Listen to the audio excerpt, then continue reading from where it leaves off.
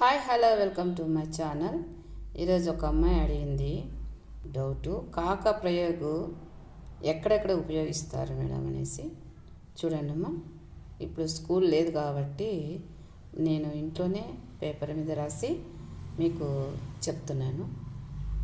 దానికి నేను ఒక క్వశ్చన్ లాగా తయారు చేశాను. కాకా ప్రయోగ్ కహా కహా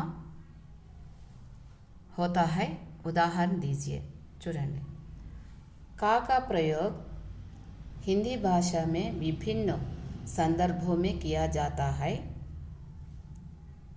यह अवधि, समय, स्थान, स्वामित्व, संबंध आदि का सूचक हो सकता है.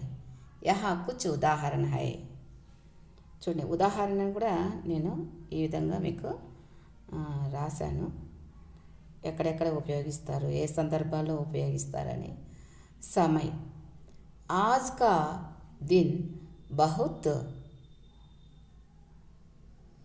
खुशियाँ भरा है. రెండవది చూడండి, రెండవ ఉదాహరణ. स्थान, मेरा घर दिल्ली का है.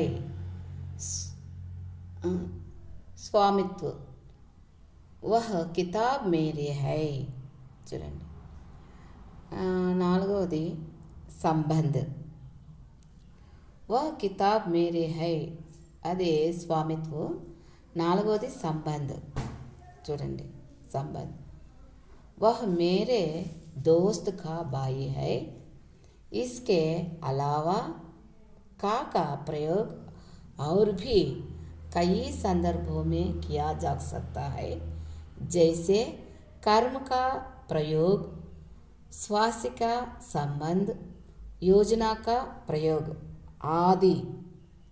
అంటే ఇక ఇవి కా యొక్క ప్రయోగాలు ఎక్కడెక్కడ ఉపయోగిస్తారనేది మీకు నేను క్లారిటీగా రాసి, నేను ఒక కాగితంలో రాసి అట్టకు పెట్టి మీకు చెప్తున్నా.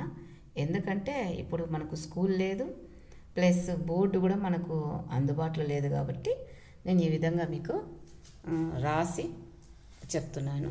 ఇప్పుడు అర్థమైందా స్టూడెంట్స్? ఓకే అమ్మా.